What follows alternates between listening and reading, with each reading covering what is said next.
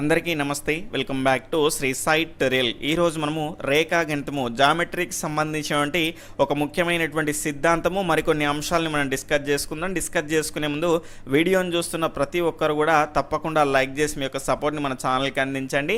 ఎవరైనా కొత్తగా మన ఛానల్ని చూస్తూ ఉన్నట్లయితే ఈ వీడియో క్రింద ఉన్నటువంటి రెడ్ కలర్ సబ్స్క్రైబ్ బటన్ని క్లిక్ చేసుకొని సబ్స్క్రైబ్ చేసుకోండి. అదేవిధంగా దాని పక్కనే ఆల్ నోటిఫికేషన్ బెల్ ఐకాన్ని క్లిక్ చేసుకోవడం ద్వారా నేను చేసేటువంటి ప్రతి వీడియో కూడా మీకు నోటిఫికేషన్ రూపంలోకి వచ్చేస్తుంది.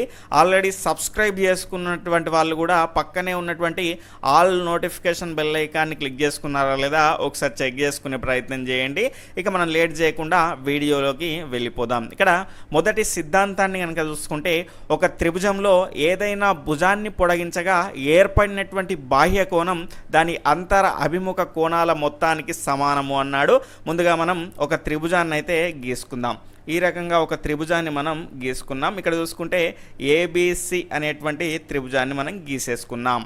తర్వాత ఇక్కడ ఇచ్చినటువంటి స్టేట్మెంట్ ప్రకారంగా చూసుకుంటే, ఒక త్రిభుజంలో ఏదైనా భుజాన్ని పొడిగించగా, ఇక్కడ నేనేం చేస్తున్నా అంటే బీసీ అనేటువంటి భుజాన్ని పొడిగించాను. ఇక్కడ ఈ రకంగా పొడిగించిన తర్వాత కనుక చూసుకుంటే ఇక్కడ మనకు ఒక కోణం అనేది ఏర్పడింది. ఇక్కడ చూసుకుంటే లోపల కూడా మనకు 3 కోణాలు అయితే ఉంటాయి. ఆ 3 కోణాలకు మనం నంబరింగ్ అయితే ఇచ్చేసుకుందాం. ఇక్కడ 1, ఇక్కడ 2, ఇక్కడ 3. ఇక్కడ మనకు భుజాన్ని పొడిగించగా ఏర్పడినటువంటి కోణాన్ని కనుక చూసుకుంటే 4. ఇక్కడ మనకు స్టేట్మెంట్ ప్రకారంగా ఒక త్రిభుజంలో ఏదైనా భుజాన్ని పొడిగించగా ఏర్పడినటువంటి బాహ్య కోణం దాని అంతర అభిముఖ కోణాల మొత్తానికి సమానము అన్నాడు. ఇక్కడ చూడండి, భుజాన్ని పొడిగించాం, ఈ రకంగా కోణం అనేది పడ్డది బాహ్య కోణం. ఇక్కడ దీనికి సంబంధించిందే కదా ఈ కోణం కూడా. దీనికి ఆపోజిట్గా ఉన్నటువంటి కోణాల మొత్తానికి అంతర అభిముఖ అంటే దీనికి ఆపోజిట్గా ఉన్నటువంటి అభిముఖంగా ఉన్నటువంటి కోణాల మొత్తానికి సమానం. అంటే ఇక్కడ చూసుకుంటే 4 అనేటువంటి కోణం వాల్యూ రావాలంటే, ఇక్కడ 4 యాంగిల్ వాల్యూ రావాలి అంటే ఇక్కడ మనకు లోపల ఉన్నటువంటి అంతరంగా ఉన్నటువంటి వాటికి అభిముఖంగా ఉన్నటువంటి కోణం 1, అదేవిధంగా కోణం 2కు సంబంధించినటువంటి వాల్యూలను మనం సమ్ చేస్తే దీనికి సంబంధించినటువంటి యాంగిల్ వాల్యూ అనేది వచ్చేస్తుంది. తర్వాత నెక్స్ట్ క్వశ్చన్లోకి వెళ్ళే ముందు వీడియోని చూస్తున్న ప్రతి ఒక్కరు కూడా తప్పకుండా లైక్ చేయండి. ఈ వీడియోకి ఒక 500 లైక్స్ అయితే టార్గెట్ ఇస్తున్నాను. ఇది కంప్లీట్ చేస్తే నాకు కూడా ప్రోత్సాహాన్ని అందించినట్టు ఉంటుంది కాబట్టి మరిన్ని మంచి వీడియోస్ మీ ముందుకు తీసుకురావడానికి అయితే అవకాశం ఉంటుంది. ఇక క్వశ్చన్లోకి వెళ్తే, త్రిభుజంలో ఒక కోణం 78 డిగ్రీలు మరియు మిగిలిన 2 కోణాల నిష్పత్తి 7:10 అయితే మిక్కిలి చిన్న కోణం ఎంత అని ప్రశ్న. ఇక్కడ చూసుకుంటే ఆల్రెడీ మనకు 3 కోణాల్లో ఒక కోణం అనేది ఇచ్చేసాడు. ఎంత? 78. అంటే త్రిభుజంలోని 3 కోణాల మొత్తం కనుక చూసుకుంటే 180 డిగ్రీలు ఉంటుంది. ఇందులో నుంచి ఇచ్చినటువంటి ఒక కోణాన్ని తీసేస్తే కనుక ఈ 78 డిగ్రీలని తీసేస్తే మనకు ఉన్నటువంటి డిగ్రీస్ కనుక చూసుకుంటే 102 డిగ్రీల కోణం అనేది మిగిలిపోతుంది. దీనికి సంబంధించినటువంటి నిష్పత్తి ఈ 7:10 నిష్పత్తి. అయితే ఇక్కడ చూడండి, ఆ మిగిలిన 2 కోణాల మొత్తం ఎంత? 102 డిగ్రీలు. ఇక్కడ దీనికి సంబంధించినటువంటి నిష్పత్తుల మొత్తం ఎంత? 10 + 7 కనుక చేసుకుంటే 17 వస్తుంది. 17 భాగాలు 102. 17 భాగాలు 102. అయితే 7 భాగాలు ఎంత, అదేవిధంగా 10 భాగాలు ఎంత అనేది మనకు ఆన్సర్ రావాలి.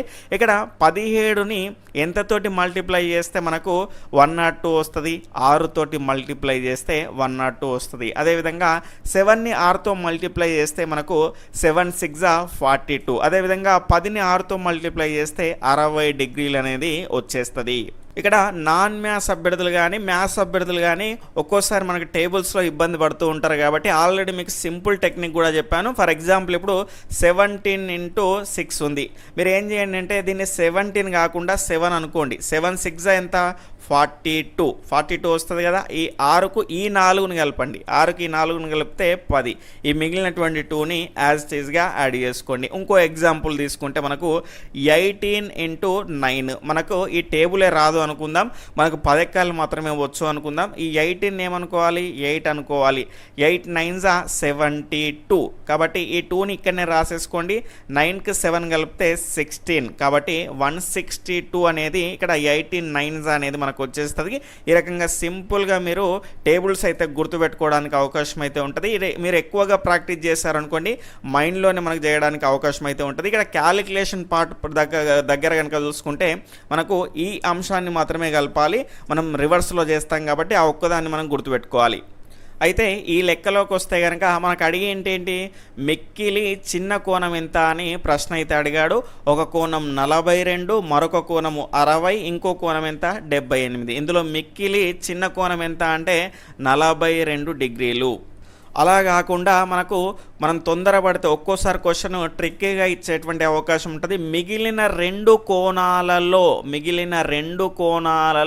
మిగిలిన చిన్న కోణం ఎంత అని కూడా అడిగేటువంటి అవకాశం ఉంటుంది. ఆ రకంగా కూడా మనకు క్వశ్చన్స్ అనేటివి వస్తూ ఉంటాయి. కాబట్టి మ్యాథ్స్లో ఎప్పుడైనా కూడా ఆన్సర్ వచ్చిన తర్వాత మళ్ళీ ఒకసారి క్వశ్చన్ని చూసేసుకొని మనం బబ్లింగ్ అనేది చేయాల్సి ఉంటుంది. ఆ రకంగా చాలామంది తప్పులు చేస్తూ ఉంటారు కాబట్టి మీరు కూడా జాగ్రత్త పడేటువంటి ప్రయత్నం చేయండి. తర్వాత ప్రశ్న కనుక చూసుకుంటే త్రిభుజం ఏబీసీలో కోణం B = 90, కోణం C = 55, అందులో మిక్కిలి పెద్ద భుజం మరియు చిన్న కోణాలు వరుసగా ఎంత అని ప్రశ్న. ఇక్కడ మనం మ్యాప్ను అయితే గీసుకుందాం. ఇక్కడ చూసుకుంటే ఏబిసి అనేటువంటి మ్యాప్ను మనం గీసుకోవాల్సి ఉంటుంది. ఈ రకంగా గీసుకుంటే కనుక మనకు ఏబిసి అనేటువంటి మ్యాప్ను మనం గీసుకున్నాం. బి వద్ద ఎంత 90 డిగ్రీలు ఉందని అక్కడ క్లియర్గా మనకు చెప్పడం జరిగింది. బి వద్ద 90 డిగ్రీలను తీసుకున్నాం. ఇక్కడ సి వద్ద కనుక చూసుకుంటే 55 డిగ్రీలని తీసుకున్నాం. ఇక్కడ మిగిలినటువంటి కోణం ఎంత మనకు 35 డిగ్రీలు ఉంటుంది. ఇక్కడ 35 + 55 మొత్తంగా మనకు 90 డిగ్రీలు, 90 + 90 180 డిగ్రీలు మనకు సరిపోయింది. దాని తర్వాత కనుక చూసుకుంటే ఆల్రెడీ నేను చెప్పుకున్నటువంటి కాన్సెప్ట్ ప్రకారంగా చూసుకుంటే పెద్ద కోణానికి ఎదురుగా ఉన్నది పెద్ద భుజం, చిన్న కోణానికి ఎదురుగా ఉన్నది చిన్న భుజం. ఇందులో పెద్ద భుజం కనుక చూసుకుంటే ఏసీ అవుతుంది. పెద్ద భుజం అనేది ఏమవుతుంది, ఏసీ అవుతుంది.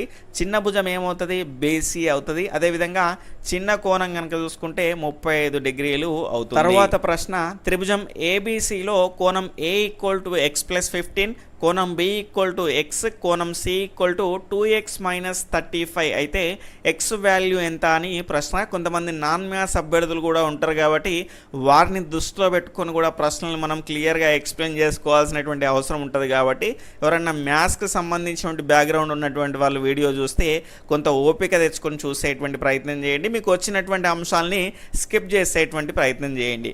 ఇక్కడ త్రిభుజం ఏబీసీలో కోణం ABC వాల్యూస్ అయితే మనకి ఇచ్చాడు. కానీ ఇక్కడ చూసుకుంటే కోణం A మరియు B మరియు Cల మొత్తం కనుక చూసుకుంటే మనకు త్రిభుజంలో 180 డిగ్రీలు ఉంటుంది. కాబట్టి A value, B value, C value కూడా ఇచ్చింది కాబట్టి వీటిని మనం యాడ్ చేసుకుందాం. A ప్లస్లో x + 15, అదేవిధంగా B ప్లస్లో x, దాని తర్వాత C ప్లస్లో 2x - 35 అనేది మనం యాడ్ చేసుకుంటాం.